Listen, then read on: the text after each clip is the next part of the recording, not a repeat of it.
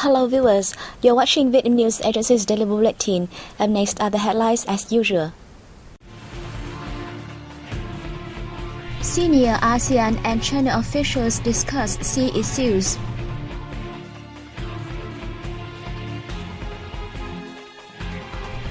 Vietnam targets stronger technological development.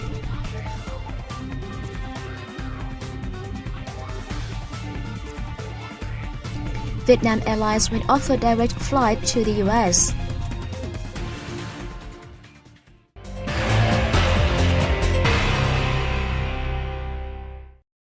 The following is an update on the second day of the session of the National Assembly Standing Committee in Hanoi.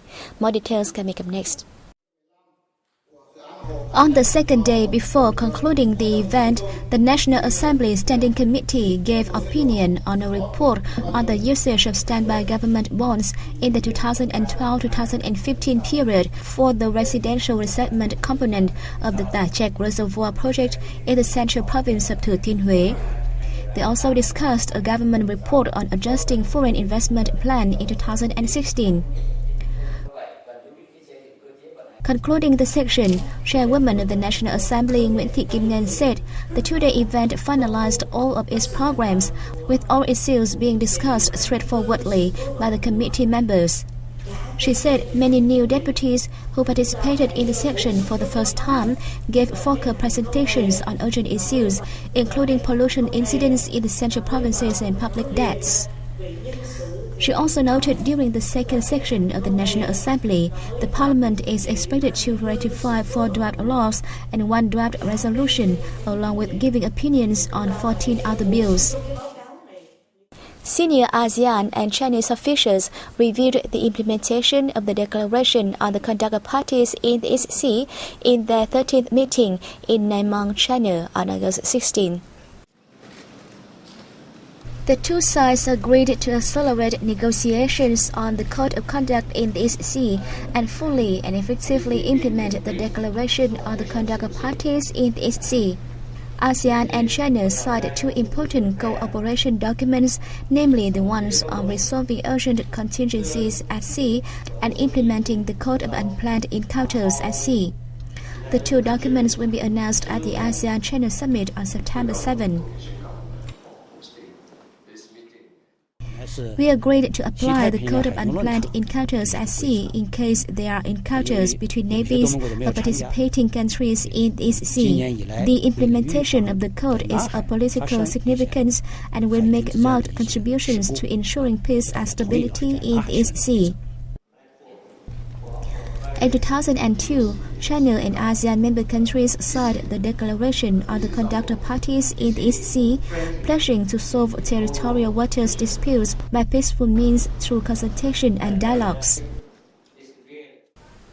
The Vietnamese Ministry of Science and Technology said it will create the best possible mechanisms and policies for high-tech parks as well as businesses of the Asian Science Parks Association to expand cooperation and improve their scientific technological capacity in Vietnam. Deputy Minister of Science and Technology Phạm Đại Dương made the pledge at the Business Meeting Asia program in Hanoi on August 16 that brought together nearly 130 domestic and foreign enterprises. The event offers an opportunity for local high-tech parks to seek investment and promote their scientific technological potential. It also aims to expand collaboration between businesses in and outside the park and those in the region and the world in the fields of information and communication technology, electronics and medical equipment, among others. On this occasion, the Hoa Lạc High-Tech Parks Management Board signed Memorandum of Understanding with the Mobile Training and Technology Center and the Daily Healthcare Center of the Republic of Korea on cooperation in the application of the Internet of Things in the medical sector, information exchange, trade promotion, and technological transfer. On August 16, the Management Board of the Dung Quất Economic Zone in the Central Province of Quảng Ngãi received the label order First Class during a ceremony to mark the 20th anniversary of the zone, one of the country's largest. In 1994, The Prime Minister chose the zone to locate the country's first oil refinery. The 2006-2010 period saw speedy growth of the zone with the implementation of a refinery and a number of large-scale projects, forming a large economic zone with total investment of over $4 billion, which helped Quảng Ngai's exports and industrial value soar and make the province one of the 10 leading localities in budget collection. So far, the zone has attracted 132 projects totaling $10.5 billion, including 28 foreign invested projects with a total registered capital of nearly $4 billion. Last year, its total industrial, trade and service value reached $39 billion, while exports hit $230 million. Projects in the zone are employing 15,000 laborers, 78% of whom are locals.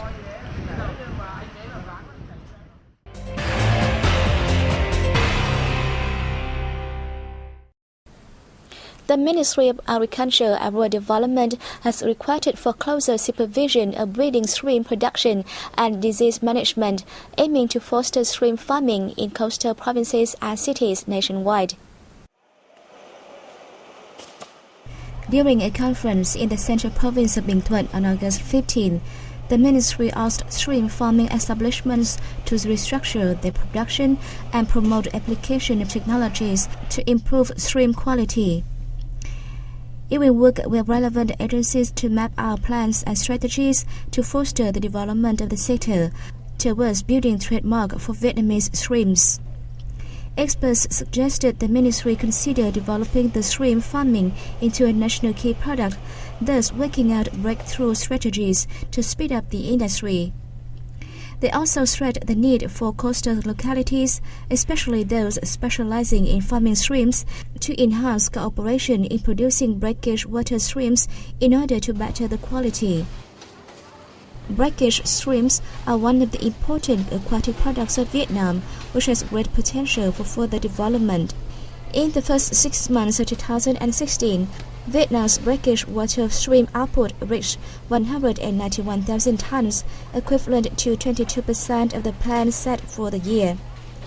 Vietnam has had 1,750 breeding brackish water shrimp production establishments by June this year. Southern coastal provinces such as Khánh Hòa, Ninh Thuận, and Bình Thuận are major breeding shrimp banks of the country, meeting about 50% of the domestic demand. The Ministry of Planning and Investment is developing a plan of restructuring the economy by 2020, aiming to renovate the growth model towards improving efficiency and competitiveness of the economy. The ministry said that intensive economic restructuring has become critical for the next 5-year period due to rapid international integration and technology advances, which demanded the Southeast Asian economy to search for new competitive advantages.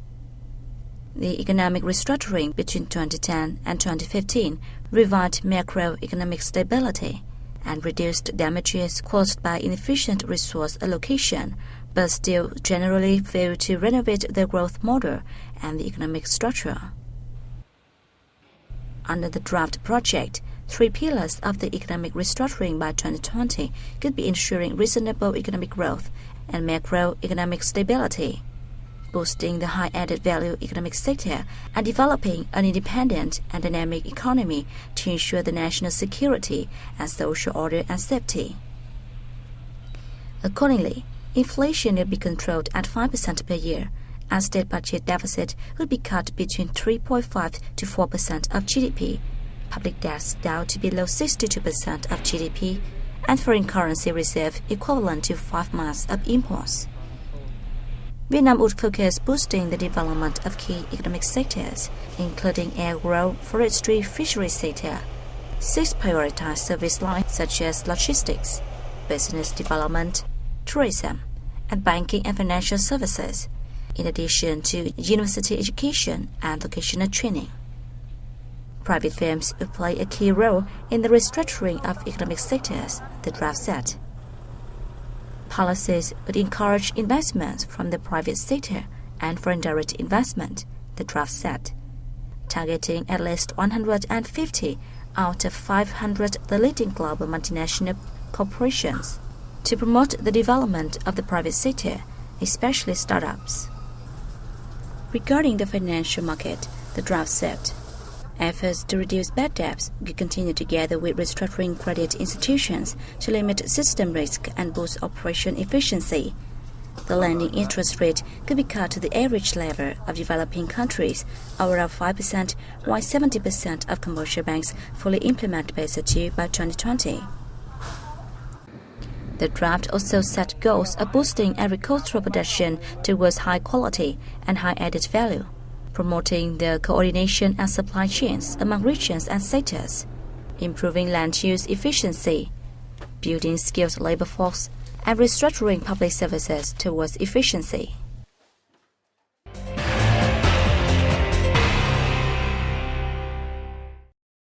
The family of an American war veteran has donated his remembrances to the Hua Lo Prison Relic Management Board for display. The keepsakes have to prove the Vietnamese government's humanitarian policy towards American soldiers who were once detained in the Hanoi-based Hua Lo prison. The remembrances include letters that Lieutenant Colonel Walter Incheon Weber wrote to his wife and son Thomas from Vietnam, a gift wrapper sent to him by his son, a tape, and articles about him when he was released. During the time imprisoned in Hua Lo from 1968 to 1973, Walter Incheon Weber was humiliated by the Vietnamese authorities. Afterwards, he actively joined in movements protesting the unjust war in Vietnam. As many other Vietnamese war veterans, the pain from the war lingers deep in his mind.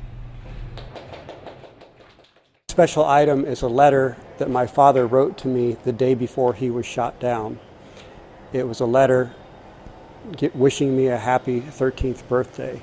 I did not receive the letter until after he had been shot down, and I did not know his status. So the letter became very important to me. The donation of war remembrances is so meaningful. It helps heal the pain of the war and nurture the friendship between the two former enemies amidst the current global integration.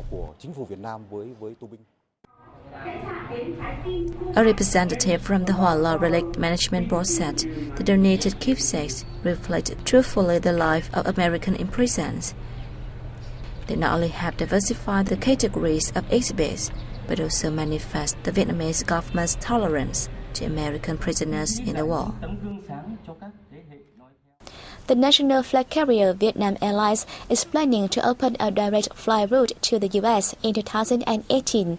This information has been announced by Vietnam Airlines General Director Dương Trí Thanh.